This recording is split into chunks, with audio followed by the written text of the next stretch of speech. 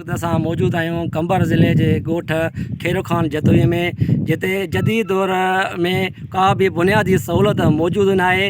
इन बारे में वधीक अचो त पुछूं था माण्हुनि खां त उन्हनि जी छा राय आहे।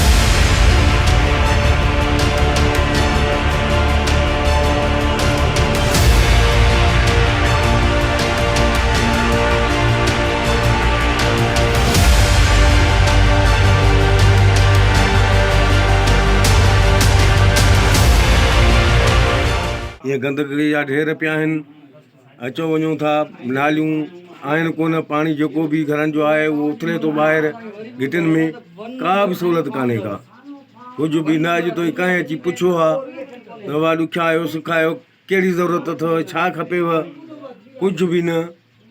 बसि जीअं अलाह खे यादि कयूं वेठा आहियूं, बाक़ी को बि कामोर असां वटि हिन महिल ताईं कोन आयो आहे। 30 सालनि में को बि नुमादो असां वटि न आयो आहे। मेन ॻाल्हि त असांखे रोड जी तकलीफ़ आहे, ॿी तकलीफ़ आहे नालियूं कोन्हनि ऐं किचिरो गंद पाणी किनो घिटियुनि में बीठो आहे, तंहिंजे करे नंढड़नि ॿारनि खे बीमारी थी थिए, वॾी तकलीफ़ आहे असांखे।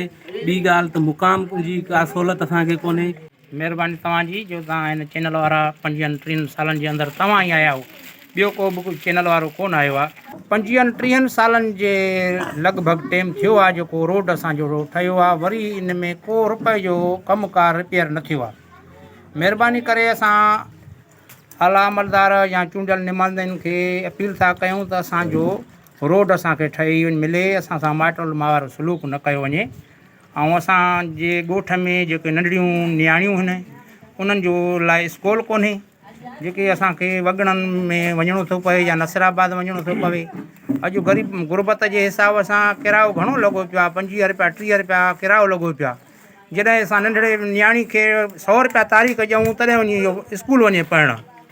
उन जे करे असां आला अमलदारनि खे जेको आहे सो अपील था कयूं त असांखे ॻोठ में स्कूल बि जेको आहे सो नियाणियुनि जे लाइ खपे। ऐं उन खां अलावा असांजे ॻोठ में नालियुनि जी तमामु जेको आहे सो तकलीफ़ आहे, ऐं जेको आहे सो सीसी ब्लॉक आहे। असांखे तकलीफ़ वॾी आहे, पहिरीं ॻाल्हि नाली जी, रोड जी, रस्ते जी का शइ न आहे। तव्हां रोड हाईवे खां वठी लहो, तव्हांखे सुख को बि रोड जो नज़र न ईंदो। असांजी तकलीफ़ इहा आहे त असांखे नालियूं रोड रस्ता ॾिना वञनि। नालियुनि जी सहूलियत न आहे, रोड जी सहूलियत न आहे।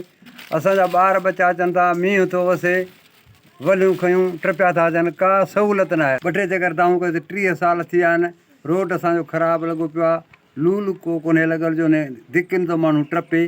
सॼो खैर जिते जो ॻोठ जो सॼो रोड ख़राबु आहे। कैमरामैन ज़ुबैर तुनिया सां गॾु बख्शल खान, THA न्यूज़, नसीराबाद।